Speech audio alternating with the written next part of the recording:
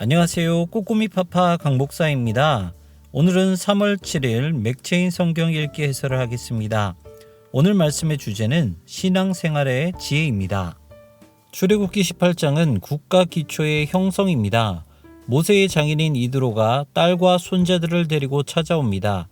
모세는 그에게 하나님이 행하신 모든 일을 말하고 미디안 제사장이었던 이드로는 하나님은 모든 신보다 크시다고 고백을 합니다. 이렇게 애굽과 이스라엘, 온 세상이 여호와 한 분만 하나님이라는 사실을 알게 되었습니다.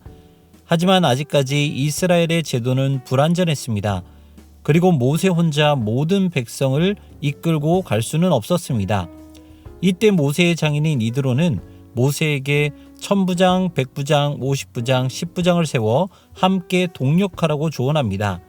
이렇게 하나님은 모세와 이드로를 통해 이스라엘이라는 국가의 기초를 세우십니다.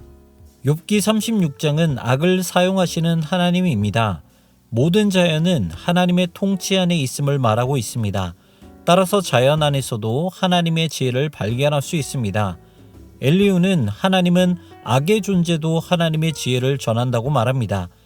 그는 본문 6절에서 악인을 살려두지 않으시고 공의를 베푸시는 하나님, 그리고 10절에서 그들의 귀를 열어 교훈을 듣게 하시고 죄악에서 돌이키게 하시는 하나님을 말하며 악의 존재는 하나님의 공의와 긍휼을 동시에 보여주는 도구라고 말합니다.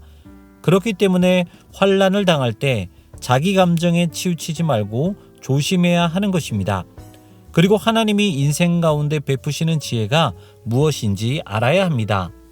누가복음 21장은 종말의 준비입니다.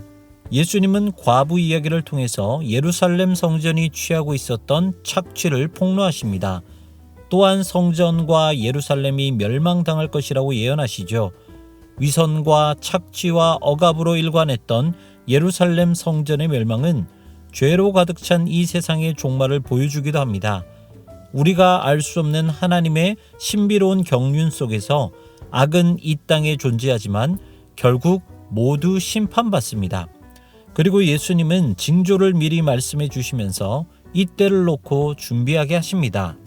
고린도후서 6장은 유명한 삶입니다. 바울은 지금이 은혜 받을 만한 때요 구원의 날이라고 말합니다. 그리고 바울은 그날을 성실하게 사는 모범을 보여줍니다. 하나님의 구원을 전하고 하나님이 주신 직분 위에서 신실하게 살아갑니다.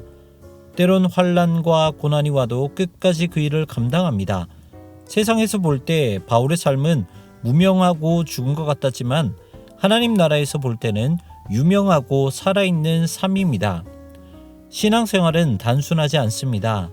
나 혼자가 아니라 동력해야 하고 악에서도 하나님의 지혜를 찾아야 하고 고난 중에서도 인내해야 합니다.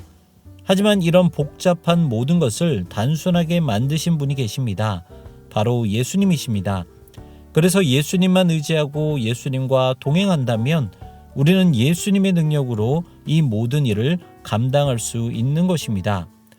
오늘 하루 예수님만 의지해서 단순한 신앙생활 하시는 여러분들 되시기를 소망합니다. 지금까지 꼬꼬미 파파 강목사였습니다. 내일 다시 만나요.